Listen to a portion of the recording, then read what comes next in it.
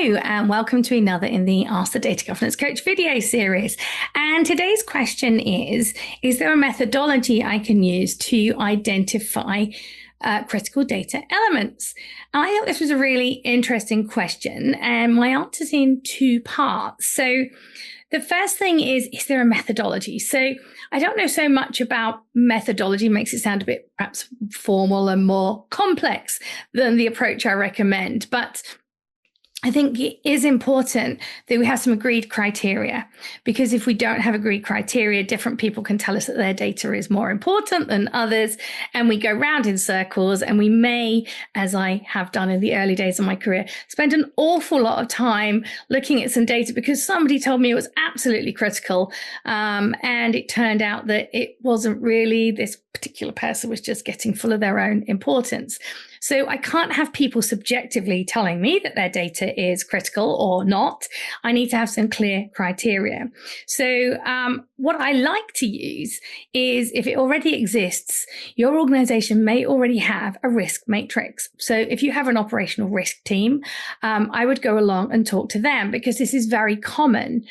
And what operational risk teams do is they identify the risks to the business. And if you think about it, the risks to data being wrong or the wrong data being used could be considered a very particular type of operational risk.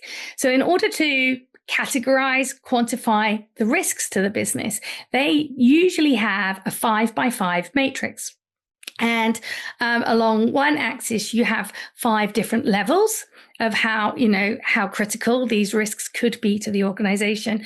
And along the other axis, you will have things like categories of things. So you could have costs. So how much would this cost if it went wrong?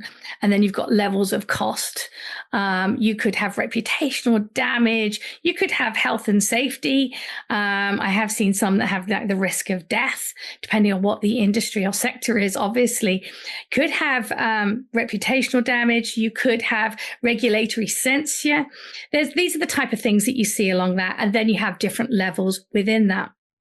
Now, I find these are really useful because the operational risk team has already done the hard work of identifying what are the categories of risk that you're likely to have, and therefore also the how critical these will be. Now, they use 5. That works for operational risk. I'm not an operational risk expert, so I'm not going to comment on why they have 5. From a data governance point of view, I really prefer 3. I want it no more complicated than it needs to be. And if I had 5 levels of criticality, I really don't know what I would do differently for the different levels.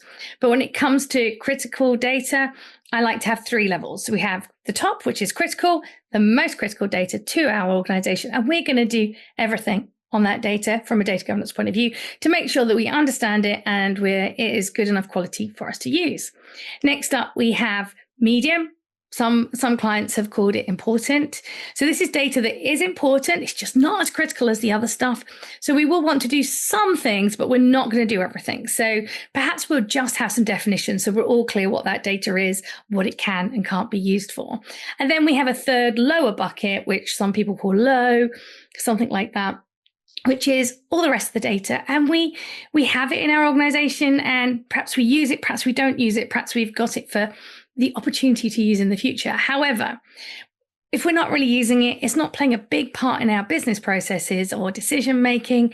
For now, we really don't need to worry about it unless a major issue comes up, and we'll deal through that through other processes, not through the critical assignment of its classification. So I like the 3, but you can use the operational risk matrix. You just decide where you're drawing the lines against their 5 to turn them into 3. And you may want to change and adapt some of the words to make it more data specific if it's not clear in the wording as it currently is. In my experience, I found operational risk teams are very happy to work with you because you're furthering their message, getting more use for their matrix. So I think that is my best advice in terms of a methodology. My second part to the answer was the thing that I really wanted to bring out, which is I really am not a fan of the term critical data elements. In fact, this is probably the only video you'll find online where I actually mention the term. I think if we say critical data elements, everybody naturally assumes that we've got to be incredibly granular and we're going to have a list of all of our data. Now, it's not going to go well if you print off a list of every data item that your organization has. That is likely to be in the thousands, probably tens of thousands. And then you send that out to your data stewards and say, could you tell us which of this is critical? That's really not going to go well. Or equally, I have seen central teams, so the data governance team, spending a considerable amount of time and effort trying to work out what the critical data elements are. They create a obviously much smaller list than the first scenario. However, they then spend an awful lot of their time debating with the data stewards and the data owners about whether this is the critical data or not. It's a huge amount of time and effort, and in my experience, rarely successful. I'm much happier to apply criticality at a much higher level. So not a domain, that's too, a data domain is probably too high a level, but we're talking about a data set level. So we need to find that Goldilocks place, the place where we're not too high level and we're not too detailed.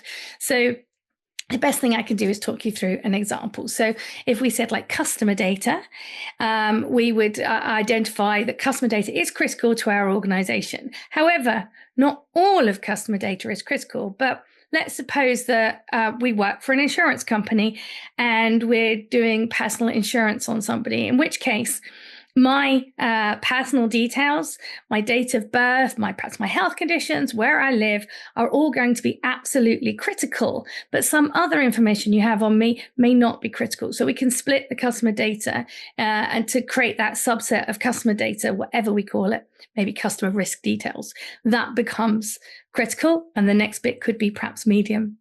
So I hope that helps. I'm personally, my favorite way of finding critical data elements is to do conceptual data models with every area. They're very quick, easy to do with relatively little effort, so valuable in helping you as you progress your data governance initiative. But one thing, once you've got your high level conceptual data model, it's a quick and easy question to say, against these criteria, are any of the boxes on this diagram considered critical? And it's a very quick and easy way to do that. So I hope that has been useful for you. If you are thinking and worrying about critical data at the moment, you may find this video useful, which is about how much data we actually need to hold when we've identified our critical data. And if you're in that kind of part of your data governance journey, you may find this playlist useful, which is all my videos that I've run around the data discovery side of things. So I hope you found that useful. If you've got a question you would like me to answer in a future video, just email it in to questions@nicolaascombe.com.